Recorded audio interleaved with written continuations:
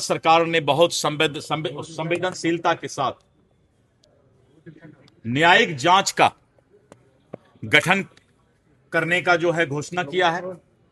उसकी न्यायिक जांच होगी। जांच में पता चलेगा कि अवैध हथियार वो कैसे रखते थे अपने पास में, अवैध हथियार से कैसे लोगों को डराने का काम करते थे, और इनकाउंटर के वक्त पुलिस से क्या गलती हुई, इन सब सारे चीजों पर जांच होगी। सर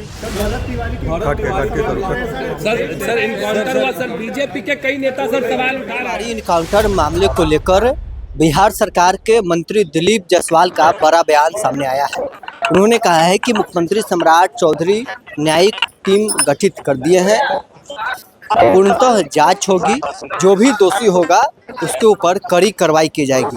वहीं भाजपा सांसद राधा मोहन सिंह भरत तिवारी इनकाउंटर मामले के सवाल सुनते ही भाग खड़े हो रहे हैं। उन्होंने सीधे चुप्पी साध ली है और भरत तिवारी इनकाउंटर मामले के सवाल जब उनसे किया गया तो वो भागते हुए नजर आ रहे हैं। क्या कुछ बिहार सरकार के मंत्री दिलीप जायसवाल और बीजेपी सांसद राधा मोहन सिंह का कहना है, छोड़ जाते हैं आपको इस वीडियो के साथ। हम लोग यहाँ पर अटल सभागार में डॉक्टर श्यामा प्रसाद मुखर्जी के बलिदान दिवस पर उनको श्रद्धांजलि अर्पित करने आए। जहां हुए बलिदान मुखर्जी वह कश्मीर हमारा है।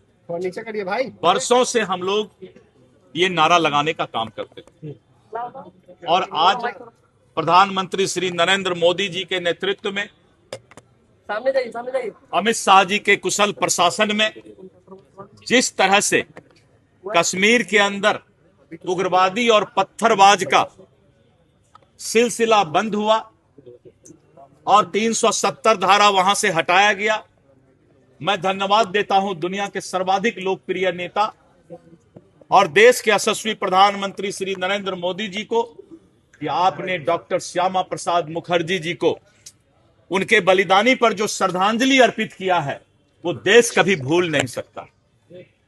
और इसी तरह का माहौल 370 हटने के बाद भी पूरे देश के अंदर राहुल गांधी, ममता बनर्जी ऐसे नेता जो माहौल बनाना चाहते हैं, तुष्टीकरण की राजनीति और घुसपैठ को सहारा बना करके इस देश के अंदर सत्ता में आना चाहते हैं, वैसे लोगों को भी इस देश की जनता ने जो जवाब दिया है, करारा जवाब दिया है, ये डॉक्टर श्यामा प्रसाद मुखर्जी जी को बलिदान का जो है सच्ची श्रद्धांजलि बंगाल की जनता और इस देश की जनता ने अर्पित किया है। भरत तिवारी के इनकाउंटर पर भी कुछ बोलिए सर। उस पर तो आपने देखा कि बिहार सरकार ने बहुत संवेदनशीलता के साथ न्यायिक जांच का गठन करने का जो है घोषणा किया है। उसकी न्यायिक जांच होगी कि आखिर भरत तिवारी जी जो हैं उनके पास अवैध हथियार आया कहां से, और उनका किस तरह पुलिस ने इनकाउंटर किया है।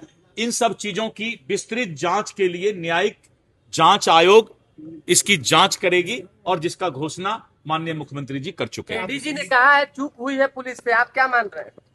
जिस चीज का न्यायिक जांच होगा उस जांच के पहले ना तो आप मीडिया के लोग को कुछ बताने का जरूरत है, ना लोग अधिकारी हैं वो कह रहे हैं। उन्होंने ठीक कहा है, उन्होंने अपने स्तर से ठीक कहा है क्योंकि वो अधिकारी हैं।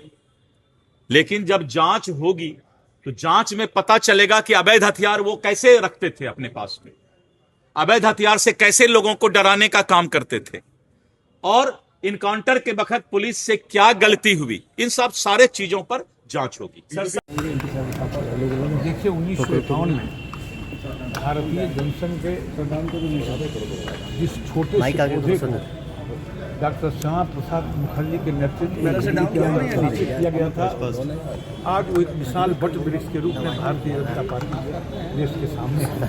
उनका सपना जो था धारा 370 को समाप्त करना, एक देश में दो प्रधान, दो विधान, दो निषाद नहीं चलेंगे, तो एक काम तो उनकी शहादत से पूरा हुआ कि देश के अंदर दो जो निशान थे, विधान थे, वो समाप्त हुआ। लेकिन धारा 370 का कलंक जो भारत माता के माथे पर लगा था और जिसे समाप्त करना डॉक्टर मुखर्जी के बलिदान का अंतिम ध्येय था, आज हम मोदी जी के नेतृत्व में हम डॉक्टर श्यामा प्रसाद मुखर्जी के उस सपने को भी पूरा किया है। धारा 370 समाप्त हुआ है। आज उनका बलिदान दिवस पर हमारे प्रदेश के बहुत सारे कार्यकर्ता यहाँ उपस्थित हैं। माननीय मुख्यमंत्री जी ने इसका उद्घाटन किया है और आज के दिन न सिर्फ बीजेपी बल्कि पूरे देशवासियों को संकल्प लेना चाहिए कि देश पहले और देश की अखंडता पहले, देश का स्वाभिमान, देश की समृद्धि, और इसके लिए हम सब लोगों को मिलजुल कर डॉक्टर मुखर्जी के सपना को पूरा करने के लिए मोदी को मजबूत बनाने में लगना चाहिए। सर इनकाउंटर हुआ सर, बीजेपी के कई नेता सर सवाल उठा रहे हैं।